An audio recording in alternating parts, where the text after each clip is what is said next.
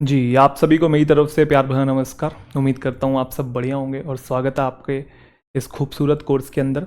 तो आज हम अपने कोर्स की शुरुआत करने वाले हैं और जो कोर्स की शुरुआत हम लोग करेंगे वो बेसिक्स से करेंगे। जो फाउंडेशन है उसको हम पहले अच्छा करेंगे। तो ये जितनी भी क्लासेस स्टार्टिंग में होने वाली हैं ये सारी आपकी इंग्लिश की फाउंडेशन रखेंगी, नींव आपकी स्ट्रांग होगी। क्योंकि आगे आने वाले जितने भी चैप्टर्स हैं अगर आप उनको कॉन्सेप्चुअली सीखना चाहते हैं, रटना नहीं चाहते हैं, तो इनको बहुत अच्छे से पढ़ना पड़ेगा। बेसिक्स को अपने फाउंडेशन अच्छे करने पड़ेंगे, तभी आगे आने वाले जो चैप्टर्स हैं आपको अच्छे समझ में आएंगे। क्योंकि रटने के दिन गए और कॉन्सेप्चुअली सीखने के दिन आ गए हैं। और नोट्स आप साथ साथ बनाते चलिएगा। देखो पीडीएफ आपको मिल जाएगी, कोई दिक्कत वाली बात नहीं है। पीडीएफ मैं प्रोवाइड करवा दूंगा आपको, लेकिन फिर भी मैं आपको ये कहूँगा कि आप नोट्स बनाते चलें। क्योंकि मैं ये आपको 1000 बार बोल चुका हूँ कि अगर आप खुद के हाथों से कोई चीज़ लिखते हैं तो वो लॉन्ग टर्म तक आप उसे रिटेन कर पाते हैं, वो अच्छे से समझ में भी आती है और वो हमें याद भी रहती है। तो बाकी आपको जैसा अच्छा लगता है आप कीजिए। जैसा जैसा मैं बोलता जा रहा हूँ कोशिश करें वैसा वैसा करने की, मतलब आप ट्राई करें। तो मैं गारंटी देता हूँ आपको कि आपकी लैंग्वेज में बहुत अच्छी कमांड हो जाएगी। आप अपने बस टीचर को अच्छे से फॉलो करें, जो वो कह रहा है उसकी बातों को रिलीजियसली आप फॉलो करें, ठीक है जी। और मैं बिल्कुल भी एग्जैजरेट नहीं कर रहा हूँ, बढ़ा चढ़ा के नहीं बोलूँगा। देखो आपका सिलेक्शन हो ना हो ये तो आपके सर्कमस्टांसिस पे, आपकी मेहनत पे और वक्त पे डिपेंड करता है। और मैं तो कहूँगा आपका हो ही जाए सिलेक्शन। लेकिन इन केस ना हो, 1% आपका सिलेक्शन ना हो और इंग्लिश अगर आपने अच्छे से सीख लिया, तो आप ये मान के चलिए कि आप 90% लोगों से आगे हैं। ये एक ऐसा टूल है जो कि मरते दम तक आपके साथ रहेगा। तो शुरुआत करते हैं, फिर चलते हैं इंग्लिश लर्निंग के खूबसूरत सफ़र पर। तो बिल्कुल दिल से सीखेंगे।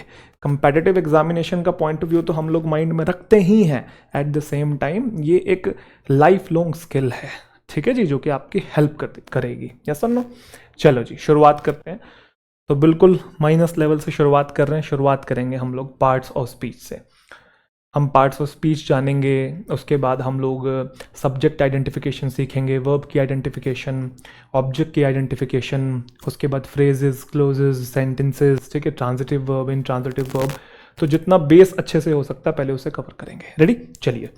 तो पार्ट्स ऑफ स्पीच क्या होते हैं? सबसे पहला सवाल बच्चों से जब पूछा जाए तो पार्ट्स ऑफ स्पीच क्या होते हैं, तो उनके जवाब निकल के आते हैं sir noun, sir pronoun, sir verb, sir adjective, ऐसे बताने लगते हैं जनरली बच्चे। जबकि बच्चे टीचर का सवाल ढंग से सुन नहीं रहे हैं। मैंने कहा पार्ट्स ऑफ स्पीच क्या होते हैं, और बच्चे जवाब दे रहे हैं पार्ट्स ऑफ स्पीच कौन कौन से होते हैं, नाउन, प्रोनाउन, वर्ब, एडवर्ब, है ना। जबकि मैंने पूछा था कि पार्ट्स ऑफ स्पीच क्या होते हैं। तो इसको थोड़ा सा कॉन्सेप्चुअली समझने की कोशिश करेंगे। देखो बेटा, अगर हम किसी भी लैंग्वेज की बात करें, अब हम इंग्लिश पढ़ रहे हैं तो मैं इंग्लिश लैंग्वेज की ही बात कर रहा हूँ, ठीक है। अगर हम किसी भी लैंग्वेज की बात करें, जो भाषा है क्या वो शब्दों से बनी है? बिल्कुल सही बात है। जैसा कि मैंने आपको कहा कि my name is Tarun, my name is Tarun, तो माई एक शब्द है, नेम इज़ तरुण, तो मैंने 4 वर्ड्स का यहाँ यूज़ किया और ये इंग्लिश लैंग्वेज में मैंने सेंटेंस बोला। तो अगर आप किसी भी भाषा की बात करें तो भाषा जो है वो शब्दों से बनी होती है। इतनी बात क्लियर। पॉइंट नंबर सेकंड की जो वर्ड्स होते हैं इन्हें इंग्लिश लैंग्वेज में एक और नाम से भी जाना जाता है, इन्हें हम लोग स्पीच भी कहते हैं। क्या कहते हैं जी? स्पीच। अब आप सोच रहे हो कि सर स्पीच भाषण को नहीं कहते? हाँ भाई, भाषण को भी कहते हैं, लेकिन एक शब्द के एक से ज़्यादा मीनिंग भी हो सकते हैं। आगे चल के हम ऐसे बहुत सारे वर्ड्स देखेंगे जो कि मल्टीपल मीनिंग्स रख रहे हैं अलग अलग कॉन्टेक्स्ट के अंदर। तो स्पीच का मतलब भाषण भी होता है और स्पीच का मतलब वर्ड्स भी होता है। तो अगर मैं ऐसा कहूँ कि कोई भी जो लैंग्वेज है वो वर्ड से बनी है, तो मैं ये भी कह सकता हूँ कि कोई भी लैंग्वेज जो है वो स्पीच से बनी है। यहाँ तक कहानी क्लियर? एकदम क्लियर। उसके बाद किसी भी भाषा में जो हम वर्ड्स यूज़ करते हैं उस वर्ड्स के भी पार्ट्स होते हैं। जैसे एग्जाम्पल के तौर पे, अब अगर आप इंग्लिश भाषा का ही यूज़ कर रहे हो तो उसमें कुछ वर्ड्स ऐसे हैं जो कि नाम बता रहे होंगे, कुछ वर्ड्स ऐसे हैं जो काम बता रहे होंगे, कुछ वर्ड्स ऐसे होंगे जो 2 शब्दों को जोड़ने का काम कर रहे होंगे, कुछ शब्द ऐसे होंगे जो किसी एक चीज़ की विशेषता बता रहे होंगे। तो किसी भी भाषा में जो शब्द होते हैं उन शब्दों के जो पार्ट्स होते हैं, है ना, अलग अलग जो पार्ट्स होते हैं जो अलग अलग फंक्शन कर रहे होते हैं, उन्हीं को हम लोग कहते हैं पार्ट्स ऑफ वर्ड्स या फिर पार्ट्स ऑफ स्पीच। उन्हीं को कहते हैं पार्ट्स ऑफ वर्ड्स या फिर पार्ट्स ऑफ स्पीच। तो अगर हम इंग्लिश लैंग्वेज में स्पीच के पार्ट्स की बात करें, अगर इंग्लिश लैंग्वेज में स्पीच के पार्ट्स की या पार्ट्स ऑफ स्पीच की बात करें तो टोटल 8 कैटेगरीज होती हैं। कितनी? 8। वैसे 9th कैटेगरी भी होती है, आर्टिकल जिसे हम लोग कहते हैं, आपने सुना होगा आर्टिकल्स, एक कैटेगरी और होती है, लेकिन आर्टिकल्स जो है वो एक तरीके के एडजेक्टिव्स ही होते हैं, इसलिए अलग से वो कैटेगरी नहीं बनाई हुई है।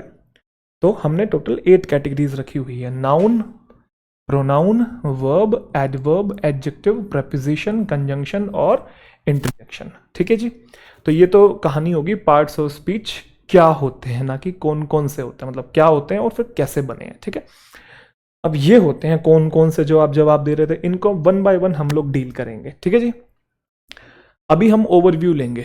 ओवरव्यू का मतलब है अभी ऊपर ऊपर से एक बेसिक नॉलेज इकट्ठी करेंगे सारे पार्ट्स ऑफ स्पीच की, ताकि आगे चल के जब कोई चैप्टर आए तो वहां पे आपको दिक्कत ना आए। क्यों?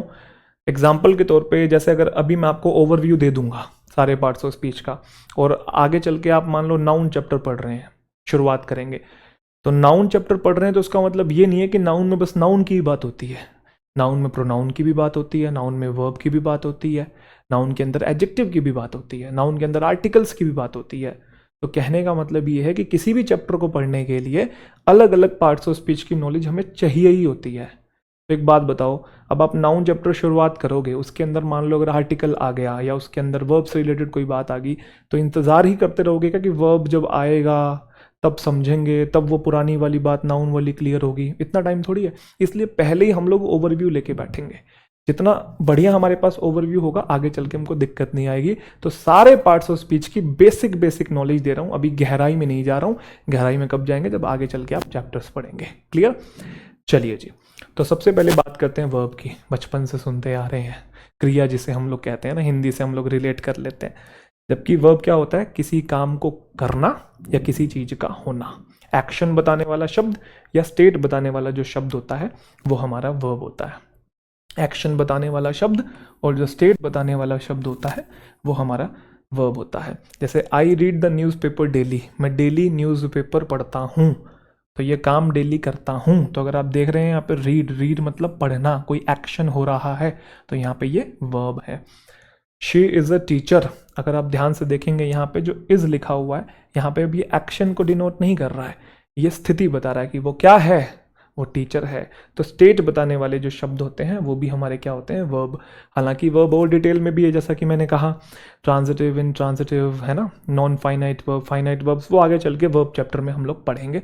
अभी आप लोग इतना ही जानिए कि इस टाइप के जो शब्द होते हैं वो हमारे वर्ब होते हैं। क्लियर? अगला जो शब्द हमारे सामने आता है नाउन, बचपन से पढ़ते हैं, किसी व्यक्ति, वस्तु, स्थान या भाव के नाम को संज्ञा कहते हैं। मास्टर जी ने बिल्कुल ये घोट के पिला दिया था हमें, टीचर ने हमें ऐसे याद करवाया था, ये पूछो मत, हिंदी में ही। और खैर, तो नाउन एक नेमिंग वर्ड होता है, ये बहुत बेसिक सी बात है। किसी भी चीज़ का नाम हो गया, पर्सन है, थिंग है, ठीक है, कोई प्लेस है, तो उसको हम लोग नाउन कहते हैं। जैसे राहुल स्टेज इन मुंबई, अगर आप देखेंगे राहुल किसी पर्सन का नाम है तो ये भी नाउन है, मुंबई किसी जगह का नाम है तो ये भी नाउन है। अगर देखेंगे स्टेज, यहाँ पे राहुल रहता है, ये एक्शन वाला शब्द है यहाँ पे, तो फिर ये क्या हो गया आपका? ये वाला यहाँ पे वर्ब हो गया। अभी वर्ब से कोई लेना देना नहीं है, हम नाउन सीख रहे हैं, नेमिंग वर्ड। लेकिन नाउन की एक दो खास बातें आप और सीखेंगे जो कि आपकी आगे चल के बहुत हेल्प करेगी। और वो खास बात ये है, अगर आपको आइडेंटिफाई करना है कि कोई शब्द नाउन है कि नहीं है, तो ध्यान रखिएगा, अगर किसी वर्ड के पहले आर्टिकल आ जाए, अगर कोई वर्ड है उस वर्ड के पहले आर्टिकल आ जाए, तो आप समझ जाइएगा कि वो शब्द भी क्या है? नाउन है, क्योंकि जो आर्टिकल होते हैं वो नाउन के लिए ही आते हैं, वो वर्ड आपका नाउन है। अगर कोई वर्ड में आप एस या ईएस लगा रहे हैं बेटा, किसी भी वर्ड में अगर आप एस या ईएस लगा रहे हैं और वो जो वर्ड है वो प्लूरल शब्द बन जा रहा है, क्या बन जा रहा है? प्लूरल। तो वो जो वर्ड है वो भी क्या है? वो भी आपका नाउन है। हालांकि नाउन की और भी आइडेंटिफिकेशन है, हम लोग सफिक्स के थ्रू सीखते हैं, जैसे TION वाले, SHIP वाले, MENT वाले, वो आगे चल के अभी हम बात करेंगे इसी के बाद, ठीक है, वो अलग चीज़ है। तो अभी ये दो बातें ध्यान रखनी है बस। जैसे अगर मैं आपसे पूछूं एग्जाम्पल के तौर पे, मैंने कहा कि अ गर्ल, तो क्या गर्ल एक नाउन है? नेमिंग वर्ड से तो नहीं पहचान पा रहे? हाँ जी बिल्कुल, आर्टिकल लगा हुआ है तो नाउन है। अगर आर्टिकल ना लगा होता तो पहचान लेते, बिल्कुल। कैसे? आप गर्ल का एस या ईएस लगा के प्लूरल बना सकते हो, जो जिस भी शब्द का प्लूरल बन जाए एस या ईएस लगा के, वो भी क्या होता है? नाउन होता है। तो ये कॉमन बातें आप लोग ध्यान रखेंगे, ठीक है जी। अब बात करते हैं प्रोनाउन की। तो प्रोनाउन क्या होता है? प्रोनाउन एक ऐसा वर्ड होता है जो नाउन को रिप्लेस करता है, जो कि नाउन की जगह पे आता है। क्यों आता है? क्योंकि नाउन की जो रिपीटेशन हो रही होती है, जो बारंबारता आई होती है, उससे सेंटेंसेस की ब्यूटी चली जाती है, उससे सेंटेंसेस में ऑकवर्डनेस आ जाती है, बद्धापन आ जाता है। तो उस बद्धेपन को हटाने के लिए हम लोग नाउन की जगह प्रोनाउन का यूज़ करते हैं, ताकि सेंटेंसेस की ब्यूटी जो है वो वापस आ जाए। बोलो हाँ। जैसे कि जो तनु है वो बिब्लियोफाइल है और वो कैरी करती है बुक अपने साथ जहाँ भी वो जाती है। अगर मैं आपसे पूछूं कि जो तनु जी हैं यहाँ पे, ये क्या है, तो आप बोलोगे सर ये नाम है। नाम है तो फिर ये क्या हो गया? नाउन हो गया। क्लियर? तनु एक बिब्लियोफाइल। अच्छा, पहले बिब्लियोफाइल सीख लो, ये क्या होता है। ये बुक लवर को हम लोग बोलते हैं, जिनको किताबों से बड़ा प्यार होता है। ये बिब्लियो जो वर्ड है ये बुक्स से रिलेटेड होता है, ठीक है। और जो फाइल वर्ड है ये लवर से रिलेटेड होता है, तो बुक्स लवर हो गया। आपने और भी वर्ड सुने होंगे फाइल से, जैसे आपने सुना होगा फिलोसफर। सुना है? फिलोसफर। वो फीलो का मतलब लव, फाइल है ना फिल, और सोफी का मतलब विजडम, तो जैसे ज्ञान से प्यार हो। ऐसे आपने एक और सुना होगा फिलंथ्रोफिस्ट। फिलंथ्रोफिस्ट, फिल का मतलब लव, एंथ्रोपी का मतलब मैनकाइंड, जो मानवता जात से प्यार करता है, परोपकार करता है, जो ठीक है परोपकारता करता है, उसे हम लोग फिलंथ्रोपिस्ट कहते हैं। तो तनु जी जो बिब्लियोफाइल हैं वो कैरी करती हैं। अब मैंने क्या यहाँ पे तनु का नाम दोबारा लिखा? नहीं। अगर तनु दोबारा लिख देता तो वो एक नाउन हो जाता, और नाउन नाउन रिपीट हो जाता, तो सामने वाला भी पगला जाता, भाई क्या हो गया, इतनी बार मेरा नाम क्यों ले रहा है। मतलब ये मुझे भाई नहीं बोल रही है, मैं वैसे बता रहा हूँ कि किसी का मैं नाम बार बार मैं रिपीट करूँ तो सामने लगा रहा है क्या हो गया भाई, क्या दिक्कत है। तो इसलिए नाउन की रिपीटेशन से सेंटेंसेस में ब्यूटी चली जाती है। उसको हटाने के लिए क्या मैं तनु जी की जगह शी यूज कर सकता हूँ? बिल्कुल। तो शी क्या है? एक प्रोनाउन है। तो I, we, you, he, she, it, they, ये सब प्रोनाउन होते हैं, जो कि किसकी जगह पे यूज किए मैंने? नाउन की जगह पे, उसकी रिपीटेशन को अवॉइड करने के लिए। ठीक है जी। तो आगे जितनी भी बार मतलब आगे चल के मैं तनु की बात करूंगा तो तनु को तनु ना लिख के मैं शी लिखूंगा, ध्यान रखिएगा। Clear? I, we, you, me, my, ourselves, ये सब के सब प्रोनाउन होते हैं। बाकी प्रोनाउन में इसमें और गहराई में हम लोग जाएंगे। अगला जो पार्ट्स ऑफ स्पीच बचे वो है एडजेक्टिव। अब ये मैं कई बार बता चुका हूँ, वैसे ए और जे के बीच में जो डी होता है वो साइलेंट होता है, इसे एडजेक्टिव नहीं कहते। मास्टर जी आज हम एडजेक्टिव पढ़ेंगे। एडजेक्टिव नहीं है ये एडजेक्टिव है। क्या है? एडजेक्टिव। डी साइलेंट है। जैसे एक शब्द होता है एडजेसेंट, एडजेसेंट नहीं है वो, एडजेसेंट है। क्या है? एडजेसेंट। एक वर्ड है एडजॉइनिंग, एडजॉइनिंग नहीं है वो, एडजॉइनिंग है, एडजॉइनिंग। ठीक है। तो ए और जे के बीच में जो डी है वो साइलेंट है। अब इसकी एक खास बात है, और वो खास बात यह है कि जो एडजेक्टिव में जो एडी लिखा हुआ है ना, इस एडी का मतलब होता है एडिशन। क्या होता है जी? एडिशन। तो ये जो शब्द होता है किसी शब्द के साथ जुड़ता है और जुड़कर उसकी विशेषता बताता है। तो कौन से शब्द के साथ जुड़ता है?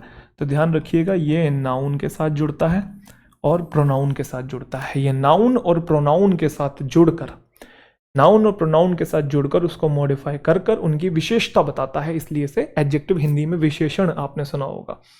एग्जाम्पल के तौर पे उसने कहा she has a red hat. अगर यहाँ पे रेड नहीं लिखा होता तो क्या यहाँ ये लिखा होता शी हैज़ अ हैट? बिल्कुल सही बात है। तो क्या ये जो ए आर्टिकल है ये हैट के लिए होता? बिल्कुल, क्योंकि अगर यहाँ अ की जगह टू लिखा होता तो ये हैट्स हो जाता, तो प्लूरल कौन बनता? हैट ही बनता ना। तो ये बात कंफर्म्ड है, ये ए आर्टिकल हैट के लिए आया हुआ है। अब उसके पास कैसी हैट है? पहली बात तो हैट नाउन है, तो कैसी हैट है? रेड हैट है, तो नाउन के बारे में जो मॉडिफाई करे वो आपका एडजेक्टिव होता है। लाल टोपी है, ठीक है। The southern lights are beautiful. अगर आप ध्यान से देखेंगे ये जो द आया हुआ है ये लाइट्स के लिए आया हुआ है, तो लाइट्स आपका क्या हो गया? नाउन, क्योंकि आर्टिकल जिसके लिए आता है वो हमारा नाउन होता है। तो नाउन के बारे में बताए, कौन सी लाइट्स भाई? Beautiful lights, southern lights, northern lights, black light, white lights, कुछ भी नाउन को मॉडिफाई कर रहा है तो हमारा एडजेक्टिव है। लेकिन अगर आप ध्यान से देखेंगे यहाँ पे एक टर्म है ब्यूटीफुल, ये किसको बोला जा रहा है? ये भी तो लाइट्स को ही बोला जा रहा है ना, कि लाइट्स सुंदर है। बाद में लिखा हुआ है लेकिन बोला किसको जा रहा है? लाइट्स को ही बोला जा रहा है, तो नाउन के बारे में ही बता रहा है। तो ये टर्म भी यहाँ पे क्या है? एडजेक्टिव। तो नाउन के बारे में, जैसे अगर मैं बोलूं शी इज ब्यूटीफुल,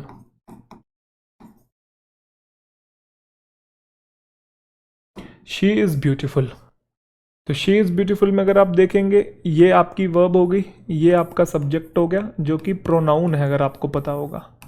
वो कौन है? सुंदर है। सुंदर किसको बोल रहे हैं? शी को। प्रोनाउन के बारे में बता रहा है ये शब्द, तो क्या हो गया? एडजेक्टिव हो गया। ठीक ठीक है। बिग, हैप्पी, ग्रीन, क्रेजी, ये सब के सब एटसेट्रा, ये सारे, ये एक्सेट्रा नहीं है, एक् क नहीं है, कबूतर वाला, एट है, टमाटर वाला, एटसेट्रा।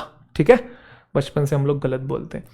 चलिए, एडजेक्टिव के बाद बात करते हैं एडवर्ब की। अब आपका दिमाग चलेगा, आप बोलोगे 1 मिनट सर, अभी आपने थोड़ी देर पहले बोला था कि जो एडजेक्टिव में एडी लिखा हुआ है ना, उस एडी का मतलब एडिशन होता है, तो उसी सेम लॉजिक से यहाँ पे जो एडी लिखा हुआ है उसका मतलब भी एडिशन होगा। बिल्कुल सही पकड़ रहे हैं। तो अच्छा, ये ध्यान रखना, ये ए और वी के बीच में डी साइलेंट नहीं होता। कुछ लोग इसे भी एवर्ब कह रहे हैं, एवर्ब, है ना। इतना भी कूल नहीं बनना, इतना रैपर डैपर भी नहीं बनना। एवर्ब, एवर्ब नहीं है, ये एडवर्ब ही है। मैंने ए और जे के बीच में जो डी था वो साइलेंट बोला था। ठीक है जी। वैसे वो फोनेटिक्स होता है, आपको पता होगा कि भाई च को च भी बोलते हैं, क भी बोलते हैं, ठीक है, ग को ग भी बोलते हैं, ज भी बोलते हैं, है ना। ये सब फोनेटिक्स का पार्ट है। फोनेटिक्स बिल्कुल अलग चीज़ है, उसकी बात कभी और करेंगे। ठीक है जी। अभी आप एडवर्ब पे फोकस करेंगे। एडवर्ब क्या होता है? तो एडी का मतलब एडिशन, तो ये भी जुड़ता है किसी के साथ, तो मैं यहीं लिख देता हूँ कि ये किस किस के साथ जुड़ता है और उसको जुड़ के उसकी विशेषता बताता है, मॉडिफाई करता है। तो ये वर्ब के साथ मोस्ट ऑफ द टाइम जुड़ता है। दूसरा, ये एडजेक्टिव के साथ जुड़ता है। तीसरा, ये किसी दूसरे एडवर्ब को भी मॉडिफाई करता है। तो ये 3 शब्दों की विशेषता बताता है, उनको मॉडिफाई करता है। और आप कभी गलती से भूल जाएं कि ये किसकी मॉडिफिकेशन करता था, तो ये तीनों शब्द इसी के अंदर है। वो कैसे भला? ये वर्ब को मॉडिफाई करता है, इसके अंदर है। ये एडजेक्टिव को करता है, एडी से याद आ जाएगा। ये खुद किसी दूसरे एडवर्ब को करता है, अपने आप में ही एडवर्ब है। आई होप पॉइंट मेरा समझ में आ गया। अब इसे थोड़ा सा बारीकी से सीखने की ज़रूरत है। बीच बीच में मैं पानी पीता रहूँगा भाई, इस पार्ट को मैं कट नहीं कर पाऊँगा। ऐसे कट करने लगा तो एडिटिंग में ही पूरी रात गुजर लेगी और पता नहीं कितना ही टाइम लग जाएगा। तो इसकी आदत आप डाल लीजिए, ठीक है भाई। ये मेरे लिए बहुत ज़रूरी है, आपके लिए भी है, क्योंकि मेरे साथ ऐसा है कि मैं, मतलब ये मान लो कि 10 मिनट बाद मुझे पानी चाहिए ही चाहिए, मतलब मेरा गला ऐसा है। ठीक है, तो मेरे गले में काफ़ी बड़ी दिक्कत हो गई थी कुछ टाइम पहले। उसके बाद बस इसका जो पोटेंशियल है वो ऐसा ही है कि अगर पानी ना पियो, हाइड्रेटेड इसे ना रखो, तो ये अंदर कटने छिलने लग जाता है और उसकी वजह से मैं ढंग से बोल नहीं पाता हूँ और उसका इम्पैक्ट पूरे शरीर पे आता है। फटीग होता है, इरिटेशन होता है और मेंटली भी बहुत इम्पैक्ट डालता है। तो मैं पानी पीता रहूँगा। कुछ लोगों को ये वो लगता है कि अरे सर खड़े खड़े पानी पी रहे हो, घुटने में दर्द हो जाएगा, ये हो जाएगा, वो हो जाएगा। तो भाई अभी कुछ नहीं कर सकते उसका। ठीक है जी। तो एडवर्ब एक वर्ब को मॉडिफाई करता है, एडजेक्टिव को करता है और एडवर्ब को करता है दोस्त। ठीक है, तो हम एग्जाम्पल देखते हैं 1 बाय 1, आपको समझ में आ जाएगा। सिंपल सिंपल एग्जाम्पल देखते हैं, आपको क्लियर हो जाएगा। क्लियर? ही ड्राइव्स केयरफुली। अगर आप देखेंगे ड्राइव, ड्रोव, ड्रिवन, ऐसा शब्द जो एक्शन को रिप्रेजेंट करे, ड्राइव करता है, चलाता है ना, तो वो हमारा वर्ब होता है। ठीक है, वो हमारा वर्ब है। ही उसका सब्जेक्ट है जो कि एक प्रोनाउन है। ठीक है, तो वो कैसे ड्राइव करता है? वो केयरफुली ड्राइव करता है। तो वर्ब को जो मॉडिफाई करे वो क्या होता है? एडवर्ब। वो कैसे ड्राइव करता है? वो केयरफुली ड्राइव करता है। वर्ब को जो मॉडिफाई करे वो एडवर्ब होता है। I am extremely sorry for the delay. अगर आप ध्यान से देखेंगे एम यहाँ पे वर्ब है, उसका जो सब्जेक्ट है वो आई है। अब उसने बोला मैं एक्सट्रीमली सॉरी हूं, मैं शर्मिंदा हूं डिले के लिए एक तरीके से। तो आप ये बताओ पहले, सॉरी किसको कहा जा रहा है? कौन सॉरी है? मैं सॉरी हूं। तो मतलब मैं सो रही नहीं, सॉरी नहीं हूं, मैं सॉरी हूं। ठीक है, तो आई को बोला जा रहा है कि आई सॉरी है। आई क्या होता है? आई एक प्रोनाउन है। प्रोनाउन के बारे में जो बताए, क्या वो एडजेक्टिव होता है? तो सॉरी जो है वो एडजेक्टिव है। अब कितना सॉरी है? एक्सट्रीमली सॉरी है। तो एडजेक्टिव को भी जो मॉडिफाई कर दे उसे क्या बोलते हैं? एडवर्ब। तो एक्सट्रीमली यहाँ पे आपका एडवर्ब है। क्लियर है जी? तो यहाँ पे अगर आप पहले वाले में देखेंगे वर्ब को मॉडिफाई कर रहा है, दूसरे वाले में एडजेक्टिव को मॉडिफाई कर रहा है। ये दोनों पॉइंट जस्टिफाई कर दिए। अब इसको भी देख लो एक बार। She is narrating the incident very slowly. ध्यान से समझना, वो नरेट कर रही है, तो ये तो आपकी वर्ब होगी। नरेट करना मतलब व्याख्या करना, एक तरीके से वर्णन करना कि वो नरेट कर रही है घटना का। कैसे? धीमे धीमे, स्लोली स्लोली नरेट कर रही है। अगर आप ध्यान से देखेंगे, इंसिडेंट तो नाउन है, उसके पहले द आर्टिकल लगा पड़ा है आपका। लेकिन अगर देखेंगे जो स्लोली शब्द है वो वर्ब के लिए आया हुआ है कि वो नरेट कर रही है। वो कैसे वो कैसे नरेट कर रही है? वो धीरे नरेट कर रही है। कैसे नरेट कर रही है? धीरे नरेट कर रही है। तो वर्ब को जो मॉडिफाई करे बच्चे, वो एडवर्ब है। कितना धीरे? बहुत धीरे नरेट कर रही है। एडवर्ब को भी जो मॉडिफाई करे तो वो एडवर्ब होता है। आई होप मेरा पॉइंट सभी बच्चों को क्लियर है कि एडवर्ब एक ऐसा शब्द है जो कि वर्ब को, एडजेक्टिव को और खुद किसी दूसरे एडवर्ब को मॉडिफाई करता है। इस तरह के जो शब्द होते हैं वो एडवर्ब होते हैं। बाकी बारीकियां, बाकी गहराइयां चैप्टर में उतरने के बाद ही हम लोग देखेंगे। अगला जो शब्द आपके सामने आता है इसे हम लोग कहते हैं प्रेपोजिशन। प्रीपोजिशन नहीं, प्रेपोजिशन नहीं, प्रेपोजिशन, प्रेपोजिशन। ठीक है, बाकी जो मर्जी बोल लो, बोलने में कुछ फर्क पड़ता नहीं है दोस्तों। ठीक है, बशर्ते ये कि आपको टर्म्स के मीनिंग आने चाहिए। ठीक है, स्पोकन इंग्लिश बिल्कुल डिफरेंट है, उसका इनसे लेना देना होता है एग्जामिनेशन से, लेकिन इतना नहीं होता है ना, क्योंकि वो चीज़ तो आप ये मान के चलो कि माहौल ही सिखा सकती है बढ़िया स्तर पे। वैसे सीख सकते हो, लेकिन बहुत अच्छे लेवल पे जाना है बोलने के मामले में आपको, तो वो फ्लुएंसी, वो एटिकेट्स, वो नज़ाकत है ना, और वो आपकी वो टोन, समझ रहे हो, वो माहौल में रहने के बाद ही आती है। तो हम फिर भी जो वर्ड्स की एक्चुअल प्रोनाउंसिएशन है वो हम लोग सीखते चलेंगे, कोशिश हमारी यही रहेगी। प्रेपोजिशन ये दो पार्ट में टूटा हुआ है, आपने देखा होगा। एक है ये प्री और एक है ये पोजीशन। तो प्री का मतलब होता है पहले, हम ये बात बहुत अच्छे से जानते हैं दोस्तों, और पोजीशन मतलब कोई जगह। तो ये किसी की पोजीशन से पहले आता है, किसी जगह से पहले आने वाला शब्द है। तो पहले इसकी एक बार डेफिनेशन देखेंगे, हालांकि डेफिनेशन एग्जामिनेशन में नहीं आती है, कॉन्सेप्चुअल चीजें आती हैं, लेकिन स्टिल अभी हम बेसिक सीख रहे हैं तो नजर डाल लो। प्रेपोजिशन करता क्या है? ये शो करता है रिलेशनशिप। किसका रिलेशनशिप? नाउन और प्रोनाउन का किसी दूसरे शब्दों के साथ। प्रेपोजिशन नाउन या प्रोनाउन का रिलेशन किसी दूसरे शब्दों के साथ करता है। अब ध्यान रखिएगा, प्रेपोजिशन में हमने पढ़ा था ना कि ये पोजीशन में पहले आने वाला वर्ड होता है, तो ध्यान रखिएगा ये नाउन या प्रोनाउन की पोजीशन से हमेशा पहले होता है। किसकी भाई? नाउन या प्रोनाउन की पोजीशन से पहले आकर। प्रेपोजिशन हमेशा नाउन या प्रोनाउन से पहले होगा, या आप यूं कहें कि प्रेपोजिशन के बाद हमेशा नाउन या प्रोनाउन होगा। तो प्रेपोजिशन करता क्या है? नाउन या प्रोनाउन की पोजीशन से पहले आकर उस नाउन या प्रोनाउन का किसी दूसरे शब्द के साथ रिश्ता दर्शाता है, रिलेशनशिप शो करता है। कैसे? एग्जाम्पल आपके सामने, I live in India, there is a box under the table, I am fond of coffee. सबसे पहली चीज अगर आप देखेंगे, इंडिया किसी जगह का नाम है, नाउन है। There is a box under the table, table के पहले द आर्टिकल लगा हुआ है, नाउन है। I am fond of coffee, coffee किसी चीज का नाम है, कॉफी, टी, शुगर, गोल्ड, नाम है, ये भी नाउन है। सारे के, अच्छा इतना तो थोड़ा बहुत तो पता है ना कि बेसिक प्रेपोजिशन क्या होते हैं।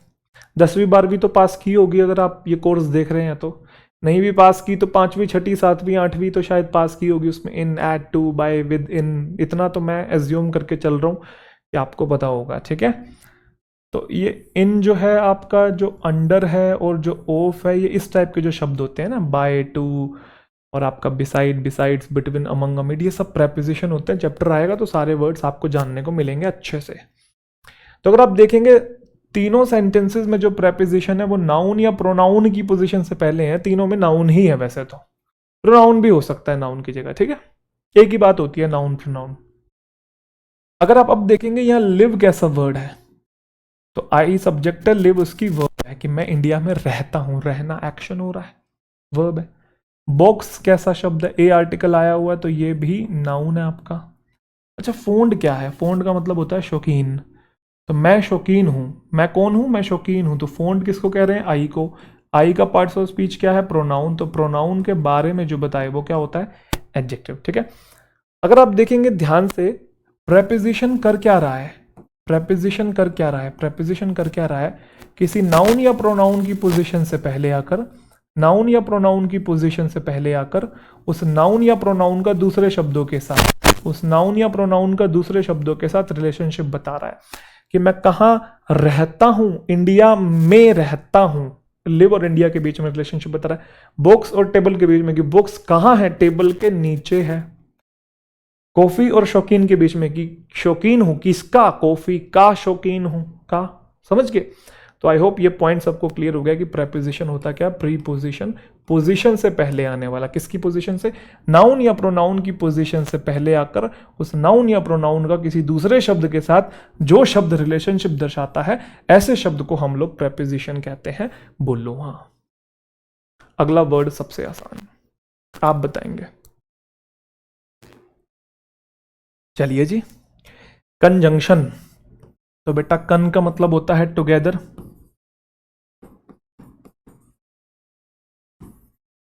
और जंक्शन का मतलब होता है टू ज्वाइन। तो ऐसा शब्द जो चीजों को जोड़े, कंजंक्शन मतलब जोड़ने वाला शब्द, ज्वाइनिंग वर्ड इसे हम लोग कहते हैं। क्या कहते हैं जी? Joining word. राहुल और साहिल दोस्त हैं, सॉरी रोहन और साहिल, तो रोहन जी को और साहिल जी को जोड़ रहा है एंड।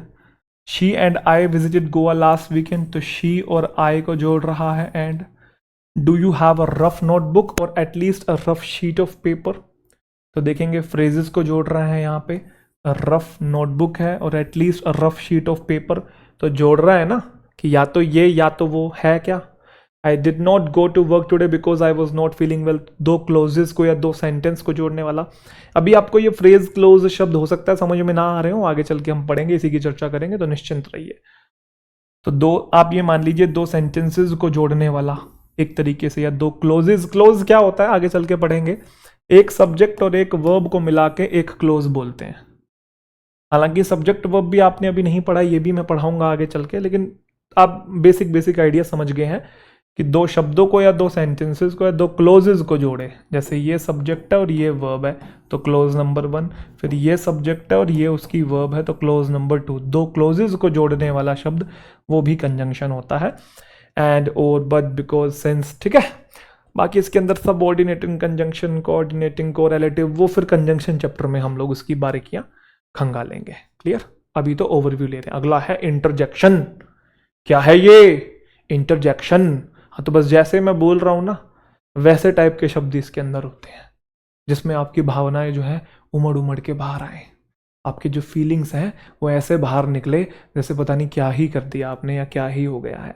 एक्सप्रेसिव वर्ड जो होता है ना उसे हम लोग इंटरजेक्शन कहते हैं। ठीक है? आप भी सोच रहे होगे मास्टर साहब पगला गए हैं, बीच में क्या दौरा पड़ गया था, पानी पी रहे हो ना बीच बीच में, कुछ और तो नहीं गटक रहे हो? नहीं भाई, पानी ही है। सफ़ेद रंग का तो पानी ही हो सकता है शायद, है ना? चलो खैर, तो इंटरजेक्शन एक एक्सप्रेसिव वर्ड है बेटा। जोक सपाट मुद्दे पे आते हैं। Ouch, that hurt, ouch. ठीक है? आउच, ये जो ouch, oh my god, oh no, oh shit, hurrah, alas, ये जो वर्ड्स होते हैं जो कि एक्सप्रेस करते हैं कुछ ना कुछ, ऐसे वर्ड्स को हम लोग इंटरजेक्शन कहते हैं। तो आउच ये हो गया। यू है ना, you I love to listen rap music bro, तो ये वाओ, ओ शिट, ये सब इंटरजेक्शन है जितने भी एक्सप्रेसिव वर्ड्स हैं। ठीक है जी? अच्छा, मुझे यो से एक बात ध्यान आ गई। आपने यो हनी सिंह सुना? यो, तो हमको लगता होगा यो पता नहीं क्या ही, मतलब ये रैपर के अपने नाम के पहले लगा लेते हैं और ये बड़ा डैशिंग लग रहा है इसलिए उसने लगा लिया होगा, जबकि ऐसा नहीं है। उन्होंने म्यूज़िक सीखा है और बाहर देश से म्यूज़िक सीखा है, पता नहीं अमेरिका से सीखा है, कनाडा से सीखा है या यूके से सीखा है। बाहर गए थे वो सीखने के लिए, तो वहाँ पे वो देखते थे कल्चर, तो वहाँ पे लोग क्या करते थे कि वो यूं बोलते थे। मैं समझा देता हूँ आपको, एक्चुअल में ये ऐसा होता है, योर हनी सिंह। क्या होता है? योर हनी सिंह। तो वो फ्लो में जो रैपिंग स्टाइल होता है ना, यो है ना, यो वो फ्लो में निकलता है, होता है ये योर है, तुम्हारा अपना हनी सिंह। ठीक है? तो यो हनी सिंह, तो वो इसलिए यो और यो रह गया, ये यू आर कोने से कट गया है। ठीक है? चलिए जी आगे बढ़े जी। ऐसे ही आपने बादशाह को सुना होगा, इश बॉय, बादशाह। तो वो इश बॉय क्या है? वो इश्य बॉय, ये इश्य बॉय, आगे अपना नाम लिखता है वो बादशाह। तो ये इश्य बॉय नहीं है, ये इट इज़ योर बॉय है एक्चुअल में। और वो उसको यूं लिखने देखोगे आप, ऐसा लिखता है इट इज़ योर बॉय, आगे जो भी है बादशाह लिखना है। अब वो इट इज़ के भी, ये इट्स जो होता है ना, इसका मतलब इट इज़ होता है वैसे। एक ये वाला इट्स भी होता है, ये पॉजेसिव एडजेक्टिव होता है, आगे चल के हम लोग प्रोनाउन में पढ़ेंगे। ये जो है इसका मतलब it is, it was, it has, दो तीन मीनिंग होते हैं। यहाँ पे इट इज योर बॉय बादशाह है ना। भोजपुरी में इसका पता नहीं गाना था, पानी पानी हो गई, वो भोजपुरी में भी आया था, उसमें ये कह रहा थोड़ा लल्ला बादशाह, इट्स योर बॉय बादशाह। चलो भाई पार्ट्स ऑफ स्पीच आगे भाई हम लोग। तो पार्ट्स ऑफ स्पीच क्लियर है सभी बच्चों को। अब 8 पार्ट्स ऑफ स्पीच है, उनके फंक्शन एकदम क्लियर है। तो अभी जो मैंने आपको पार्ट्स ऑफ स्पीच समझाया वो फंक्शन के बेसिस पे समझाया है, फंक्शन के बेसिस पे। ध्यान रखिए किस वर्ड का क्या फंक्शन है इंग्लिश लैंग्वेज के अंदर। तो अब मैं अगर आपसे कोई भी वर्ड पूछूं तो क्या आप फंक्शन के बेसिस पे उसका पार्ट्स ऑफ स्पीच बता देंगे? कोई भी वर्ड लिख के दूं तो आप मन में सोच रहे होंगे सर आप पेश तो कीजिए हुजूर, बता देंगे। लेकिन इसका जवाब है नहीं, आप बता ही नहीं सकते। इंग्लिश लैंग्वेज में 1,71,000, अब तो बढ़ गए होंगे भाई, 2 लाख मान लेता हूँ, 2 लाख वर्ड्स हैं भाई, 2 लाख वर्ड्स। तो हर वर्ड का पार्ट्स ऑफ स्पीच आप याद कर सकते हो क्या? पॉसिबल ही नहीं है भाई। तो अगर मैं आपको कोई भी वर्ड दूं और पूछूं इसका पार्ट्स ऑफ स्पीच क्या है, तो बताने से मना कर देना। और कब तक बताने से मना कर देना? जब तक मैं उस वर्ड को किसी सेंटेंस में यूज करके ना दूं। समझे मेरी बात? कारण क्योंकि जरूरी नहीं है कि एक वर्ड का एक ही पार्ट्स ऑफ स्पीच होगा, या एक वर्ड एक ही पार्ट्स ऑफ स्पीच की कैटेगरी में होता है। एक वर्ड एक से ज्यादा पार्ट्स ऑफ स्पीच की कैटेगरी में भी होता है। तो ये हम कैसे पता करेंगे? ये हम पता करेंगे कि वो वर्ड सेंटेंस में यूज कैसे हुआ है। अगर वो सेंटेंस में ये वर्ड काम बता रहा है तो बोल देंगे वर्ब है, नाम बता रहा है तो बोल देंगे नाउन है, विशेषता बता रहा है तो बोल देंगे एडजेक्टिव है। ऑफ कोर्स नाउन प्रोनाउन की बता रहा है तो डिपेंड करता है कि वो वर्ड यूज कैसे हुआ है। तो इसलिए जो इंग्लिश में हम सीखते हैं ये फंक्शनल इंग्लिश है, फंक्शन के बेसिस, रटना नहीं है, अकेडमिक इंग्लिश नहीं है वो स्कूल में हमने जो पढ़ी है, ठीक है। ये फंक्शनल है, इसका प्रैक्टिकल इंप्लीमेंटेशन आप लोग करोगे। क्लियर? तो अब मैं आपको क्या दूंगा? वर्ड्स दूंगा सेंटेंस में ऐड करके, तो आपने बताना है उस वर्ड का क्या पार्ट्स ऑफ स्पीच है। क्लियर? और मैं ऐसे आपको वर्ड्स देने वाला हूं जिसके एक से ज्यादा पार्ट्स ऑफ स्पीच होने की पॉसिबिलिटी है। तो आपने बताना है अलग अलग सेंटेंस में क्या अलग अलग उसका पार्ट्स ऑफ स्पीच है। ट्राई करना है, बाकी तो है ही हम। चले चलिए, identify the parts of speech. शुरू हो जाओ भाई, खड़काओ।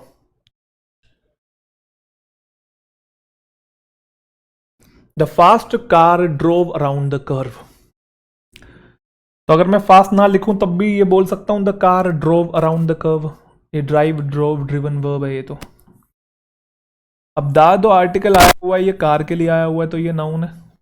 कैसी कार? Fast car. तो नाउन के बारे में जो बताए एडजेक्टिव है। Clear? The car drove fast around the curve. ध्यान से देखना, अगर आप देखेंगे ड्राइव, ड्रोव, ड्रिवन ये वर्ब है, कार उसका सब्जेक्ट है। कार ड्रोव की, कैसे? Fast.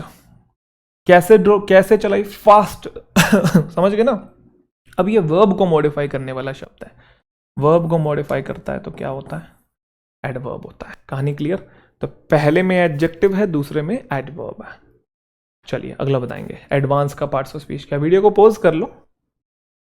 N advance of 500 rupees was given. अगर आप ध्यान से देखेंगे एन आर्टिकल सिर्फ इसी शब्द के लिए आया हुआ। आर्टिकल जिस शब्द के लिए आते हैं वो नाउन है। अब आप सोचेंगे द आर्टिकल भी इसके लिए आया हुआ है। नहीं मेरे भाई, द आर्टिकल मनी के लिए आया हुआ है, द एडवांस मनी। क्योंकि आप एडवांस ना लिखो तब भी समझ में आएगा the money has been returned. ये विशेषता बताने वाला शब्द है, मनी की विशेषता बता रहा है, तो यहाँ पे एडजेक्टिव है। अच्छा मैं आपको एक चीज समझाना चाहता हूं। जब हम बोलते हैं जैसे अ ब्यूटीफुल गर्ल,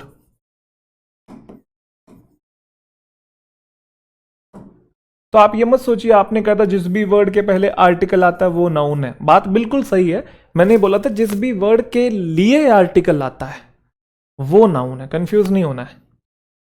तो ये ए जो है ये गर्ल के लिए आया हुआ, क्योंकि टू लिखूंगा तो गर्ल्स हो जाएगा, तो ये नाउन है आपका। तो ये उसको मॉडिफाई करने वाला एडजेक्टिव है। ऐसे तो वो और भी घुमा के बोल सकता है अ वेरी ब्यूटीफुल गर्ल। आप समझ रहे हो मेरी बात? A very beautiful girl. तो आप ये तो नहीं कह सकते ना अभी ए आर्टिकल वेरी के लिए आया तो ये नाउन है, नहीं भाई। आर्टिकल हमेशा सबसे बाद वाले वर्ड के लिए, ये नाउन है, ये नाउन को मॉडिफाई करने वाला एडजेक्टिव है, और ये एडजेक्टिव को भी मॉडिफाई करने वाला एडवर्ब है।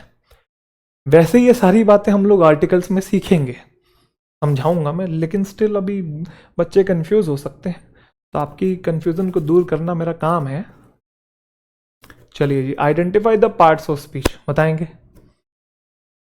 N express runs from Amritsar to Delhi, तो ये एन एक्सप्रेस गाड़ी को बोला हुआ है, तो एन आर्टिकल जिसके लिए ए और एन या दा जिसके लिए आते हैं, आर्टिकल पता है ना, ए एन दा, तो वो नाउन है।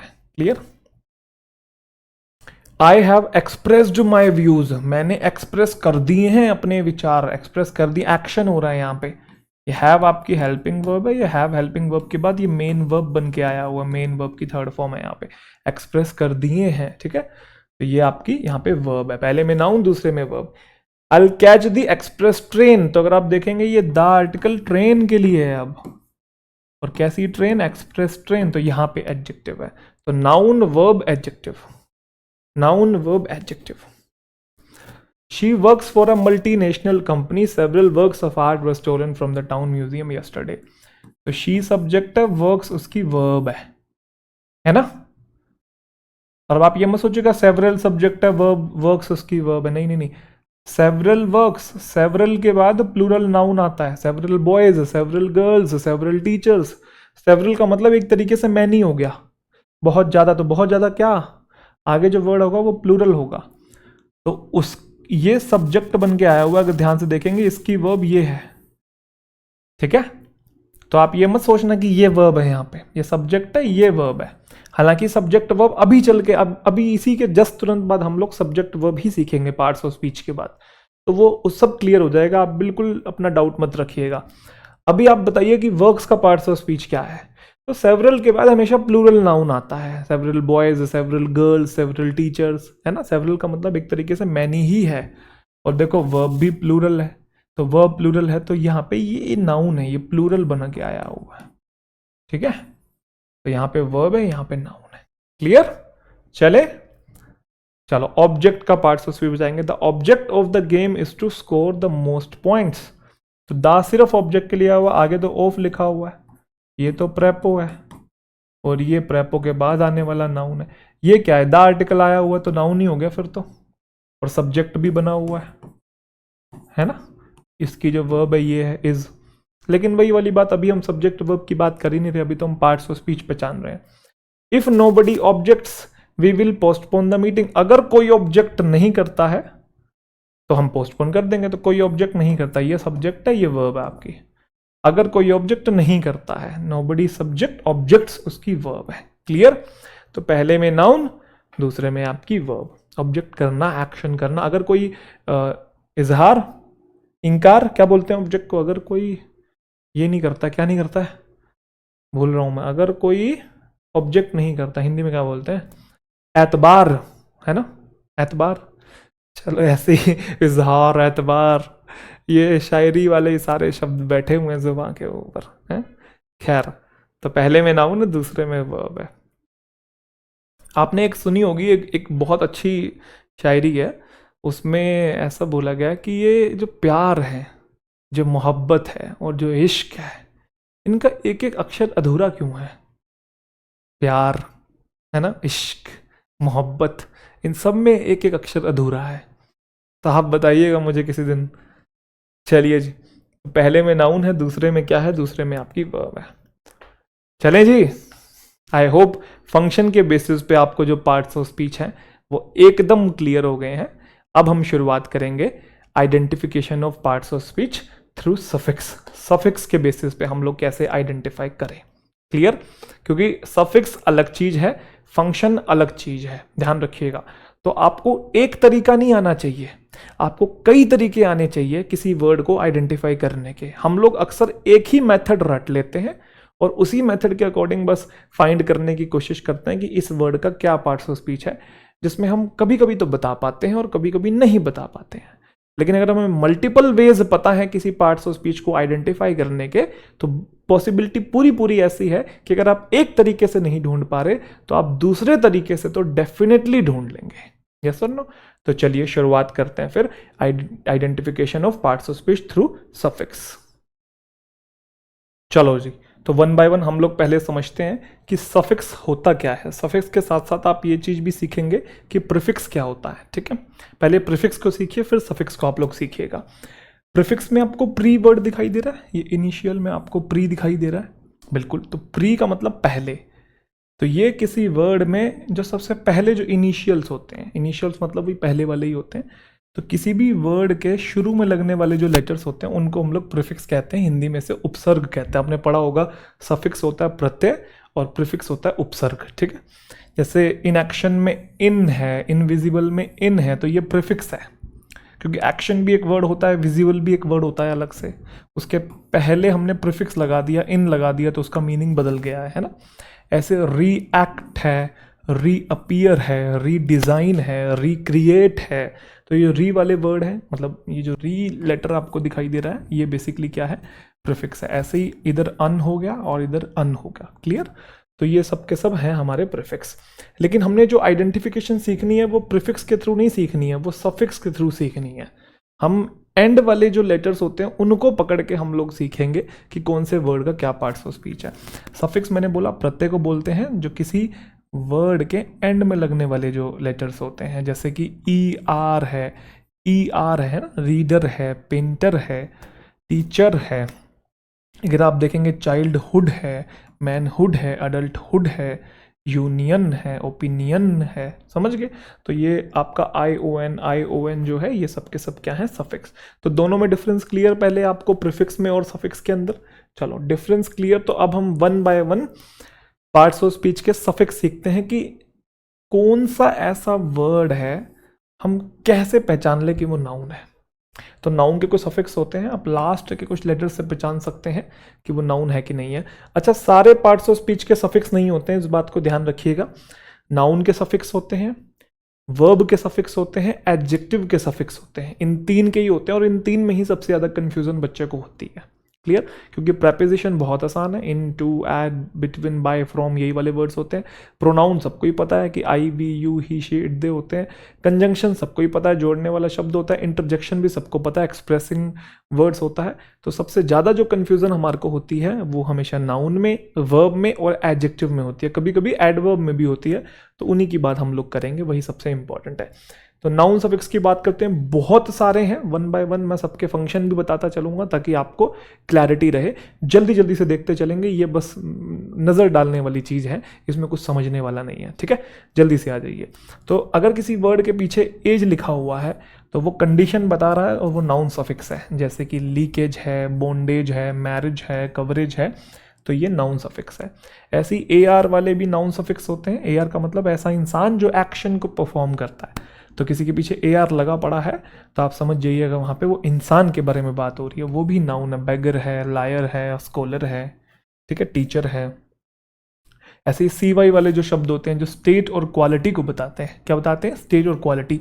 Urgency, emergency, accuracy, decency. अब यहाँ पे आपको देखने की जरूरत नहीं है कि उस वर्ड के पहले आर्टिकल है कि नहीं है, एस या एस लगा के प्लूरल बना सकते हैं कि नहीं बना सकते, नेमिंग वर्ड है कि नहीं है। सीधा आपको पता है कि ये सफिक्स नाउन का होता है, देखते ही पहचान लिया कि ये पार्ट्स ऑफ स्पीच हमारा नाउन है, क्योंकि पार्ट्स ऑफ स्पीच की बहुत अच्छी नॉलेज आप लोगों को होनी चाहिए। ऐसी DOM वाले जो हैं वो भी बीइंग की स्टेट बताते हैं या प्लेस बताते हैं, जैसे किंगडम है, बोर्डम है, स्टारडम है, फ्रीडम है, ठीक है जी। और आपके सामने जो डबल ई वाले होते हैं ये भी नाउन सफिक्स हैं। ऐसा इंसान जो परफॉर्म करता है किसी एक्शन को, भी हम देख के आए थे वैसे। इंटरव्यूई है, इंटर्नी है, एम्प्लॉई है, नॉमिनी है, ठीक है। ER वाले भी वही होते हैं जो एक्शन को परफॉर्म करते हैं। रीडर है, ड्राइवर है, पेंटर है। रीडर रीड करता है, ड्राइवर गाड़ी चलाता है, डांसर डांस करता है ना। चलिए, हुड वाले बॉयहुड है, अडल्टहुड है, चाइल्डहुड है, स्पाइसहुड है, मैनहुड है। स्पाइस बोल दिया क्या, स्पाउसहुड है, ठीक है। चलो, और डॉक्ट्रिन और बिलीफ वाले होते हैं ISM वाले। डॉक्ट्रिन मतलब आइडियोलॉजी, विचारधारा वाले शब्द होते हैं सारे, ये भी नाउन है। मार्क्सिज्म है, सूफिज्म है, इगोटिज्म है, नेपोटिज्म है, कॉलोनियलिज्म है, उसी को इम्पेरियलिज्म भी हम लोग बोलते हैं। तो जितने भी ये ISM वाले जो वर्ड्स होते हैं ये नाउन सफिक्स हैं। IST वाले भी आपके नाउन सफिक्स होते हैं। डेंटिस्ट, केमिस्ट, एथीस्ट, हीडोनिस्ट, ये सब नाउन। हीडोनिस्ट कौन होता है? ऐसा इंसान जिसका जिंदगी में एक ही गोल है, चरम सुख की प्राप्ति। मौज लो, रोज लो, ना मिले तो खोज लो। जीवन में सुख के पीछे, प्लेजर के पीछे भागने वाला इंसान जो होता है हीडोनिस्ट है। और जबकि इसी बात को काउंटर करते हुए स्वामी विवेकानंद जी अपनी किताब में लिखते हैं, उनकी किताब है कर्म योगा। किताब के पहले पन्ने पे ये बात लिखी है कि जो चीफ गोल है ह्यूमन काइंड का, वो प्लेजर को अटेन करना नहीं है, बल्कि नॉलेज को अटेन करना है। हमारा पर्पज़ ही उनके अकॉर्डिंग, हमारा पर्पज़ ही इस दुनिया में ये है कि हम अपनी नॉलेज को बढ़ाते रहें, अपनी कॉन्शियसनेस को और इवॉल्व करें, उसको नॉलेज दे के, अंधकार पे प्रकाश डाल के, है ना। उसी को कहते हैं एनलाइटन होना, क्योंकि अंधेरा है उस पर रोशनी डाल दी, एनलाइटन हो गई है वो चीज़, है ना।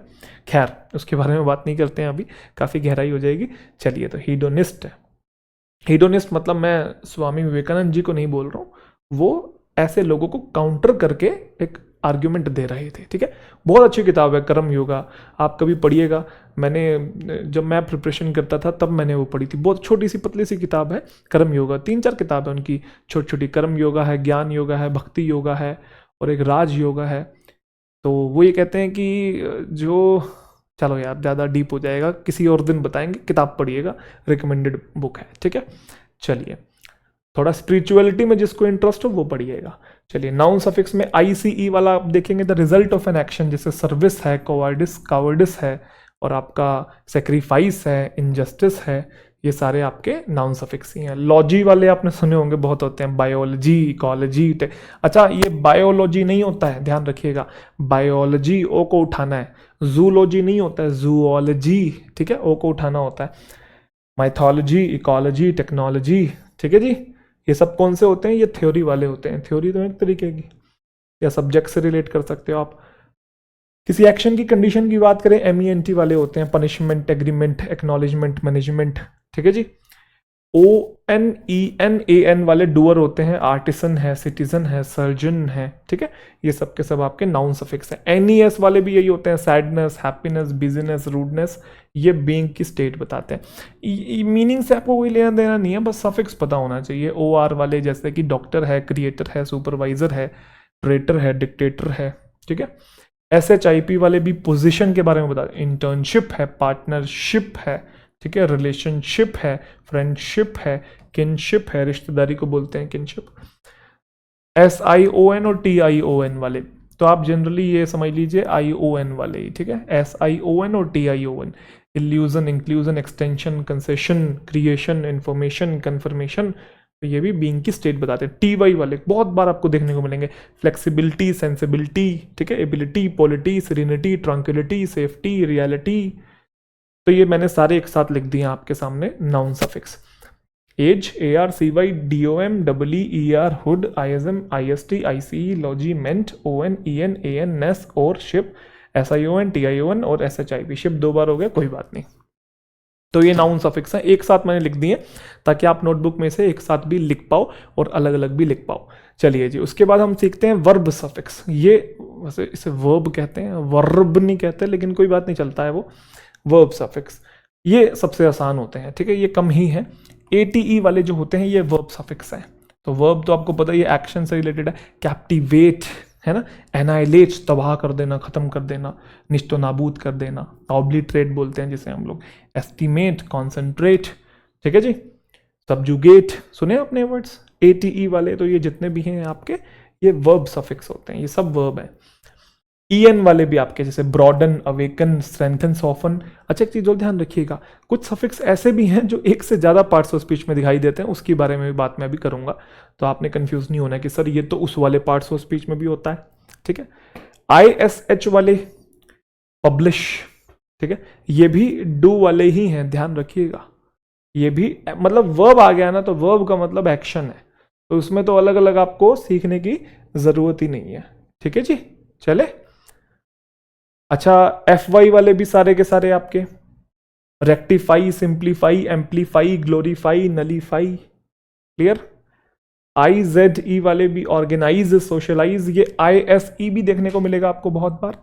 वो ब्रिटिश इंग्लिश और अमेरिकन इंग्लिश का डिफरेंस होता है, वो एग्जामिनेशन में नहीं आता है। जैसे क्रिटिसाइज की स्पेलिंग में ZE भी होता है, आखिरी में SE भी होता है, तो वो ब्रिटिश अमेरिकन का डिफरेंस है, उससे आपका कोई लेना देना नहीं है। उसके बारे में भी बात हम आगे चल के वैसे एक वीडियो में करेंगे, ठीक है।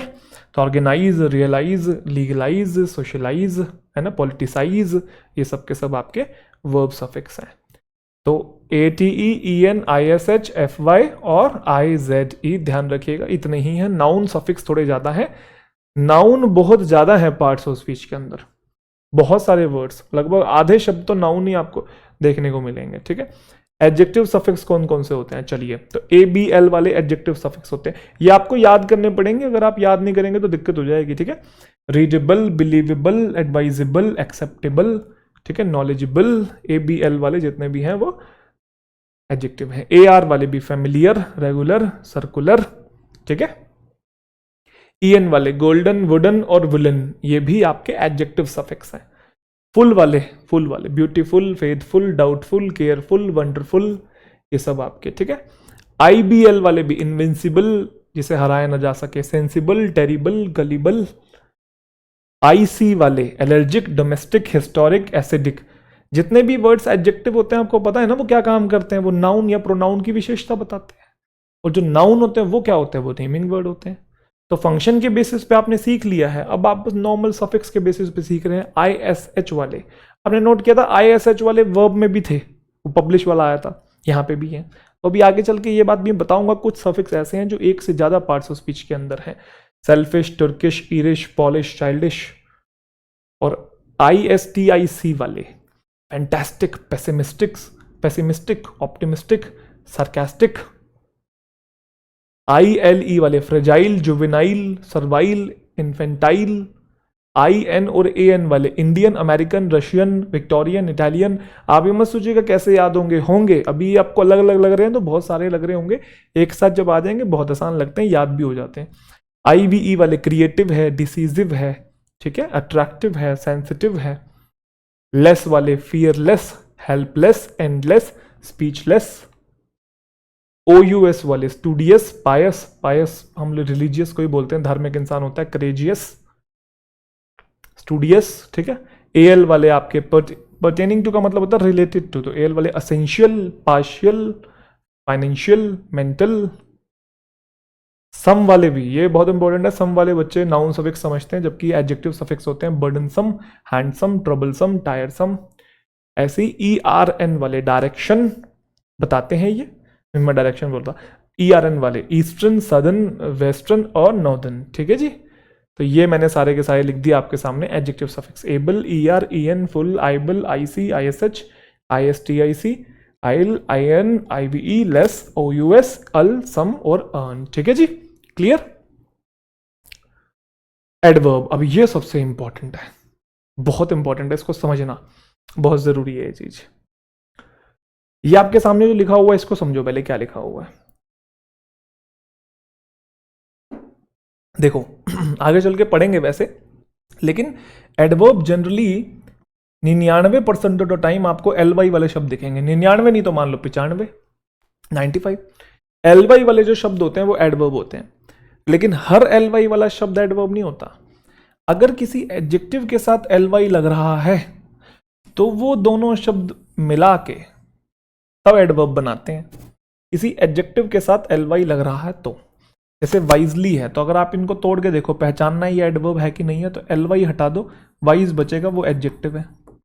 Wise man, wise girl, wise teacher, modify करने वाला वर्ड है ना नाउन को, तो एडजेक्टिव प्लस LY क्या बन गया, एडवर्ब बन गया। नाइसली, ब्यूटीफुली, फेथफुली, ब्रेवली, है ना, ये सारे के सारे वर्ड्स जो क्या है आपके एडवर्ब है, क्योंकि आपने ब्यूटीफुली में LY हटाया, बच गया आपका ब्यूटीफुल। तो एडजेक्टिव के साथ LY लगाते हैं तो वो शब्द आपका एडवर्ब होता है, ध्यान रखिएगा। लेकिन एक LY वाले एडजेक्टिव भी होते हैं, वो कैसे, नाउन के साथ अगर आप LY लगाते हैं तो वो वर्ड एडजेक्टिव बनता है। अब ये देखो, ये भी LY वाले ही हैं, लेकिन ये एडवर्ब नहीं है, ये एडजेक्टिव है। कैसे पता लग रहा है, फ्रेंड प्लस LY है, फ्रेंड फ्रेंड्स प्लूरल बन सकता है, नाम है, नाउन है, नाउन के साथ एल वाई लगाया तो अब ये एडजेक्टिव है, ये एल वाई वाला एडवर्ब नहीं है। तो रटना नहीं है कि एल वाई वाले एडवर्ब भी होते हैं, रटना नहीं है, एल वाई वाले एडजेक्टिव भी होते हैं। ऐसे मैन का प्लूरल बन सकता है MEN, तो ये नाउन है, नाउन प्लस एल वाई क्या बनता है, मैनली, मैनली बिहेवियर हो गया, मैनली एटिकेट्स हो गया, फ्रेंडली रिलेशनशिप हो गया। ये मॉडिफाई करने वाला वर्ड है, ब्रदरली, गोडली, सुना है आपने, गोडली। तो गॉड क्या है, नाउन है, नाउन प्लस एल वाई क्या बन गया आपका, एडजेक्टिव बन गया। गॉडली फिगर हम लोग बोलते हैं, भगवान जैसा रूप, ठीक है जी, ब्रदरली। तो ये सारे वर्ड्स आपके क्या हो गए, एडजेक्टिव हो गए। क्लियर। अभी हम सेम सफिक्स सीखेंगे जो डिफरेंट पार्ट्स ऑफ स्पीच में है, लेकिन आप एक बार दोबारा से ये चीज सीख लीजिए। अगर आपको पहचानना है कि कौन सा एल वाई वाला शब्द क्या है, कि वो आपका एडवर्ब है कि वो आपका एडजेक्टिव है, तो ध्यान रखिएगा, अगर किसी एडजेक्टिव के साथ एल वाई लगा हुआ है तो आपका वो एडवर्ब है, और अगर किसी नाउन के साथ एल वाई लगा हुआ है तो वो आपका एडजेक्टिव है। ध्यान रखिएगा। तो आप बस एल वाई हटा के देख लीजिएगा, अगर एडजेक्टिव बचता है तो वो पूरा शब्द एडवर्ब था, अगर नाउन बचता है तो वो पूरा शब्द एडजेक्टिव था। क्लियर। इसको हम और डिटेल में एडवर्ब चैप्टर में पढ़ेंगे, वहां हम एक एक शब्द को बिल्कुल पकड़ के बारीकी से उसका पोस्टमार्टम करेंगे। अभी हम बस बेसिक बातें सीख रहे हैं। कुछ ऐसे भी सफिक्स हैं जो डिफरेंट पार्ट्स ऑफ स्पीच में देखे जाते हैं, जैसे कि अभी हम देख रहे थे EN वाले। EN वाले आपके वर्ब में भी थे, जैसे ब्रॉडन करना, किसी चीज को ब्रॉड कर देना, अवेकन मतलब जगा देना, एक्शन, और स्ट्रेंथन मतलब मजबूती देना, एक्शन हो रहा है, सॉफ्टन सॉफ्ट कर देना। लेकिन EN वाले हमने एडजेक्टिव में भी देखे हैं, जैसे गोल्डन बॉक्स है, वुडन टेबल है, वुलन क्लोथ्स है, मॉडिफाई करने वाले वर्ड्स हैं। तो ये EN जो है ये दोनों जगह देखा जा सकता है। तो अब आप कैसे डिफ्रेंशिएट करेंगे कि ये EN वाला कहाँ पे क्या है, तो आप डिफ्रेंशिएट करेंगे फंक्शन के बेसिस पे। जैसे एग्जांपल के तौर पे मैं एक वर्ड उठाता हूं, जैसे मान लो स्ट्रेंथन उठा लिया,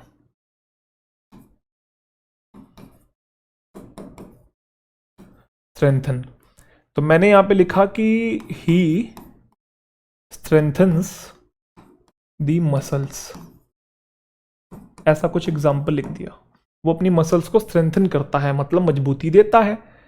अब रटना नहीं है, EN वाला तो एडजेक्टिव ही होता है या वर्ब भी होता है, या कंफ्यूज हो रहे हो क्या होता है, तो अब आप यहां देखो फंक्शन क्या है, तो ये सब्जेक्ट है तो ये वर्ब है, और ऐसी IS भी लगा हुआ, तो वो मजबूती देता है, किसको, मजबूत करता है, किसको, मसल्स को।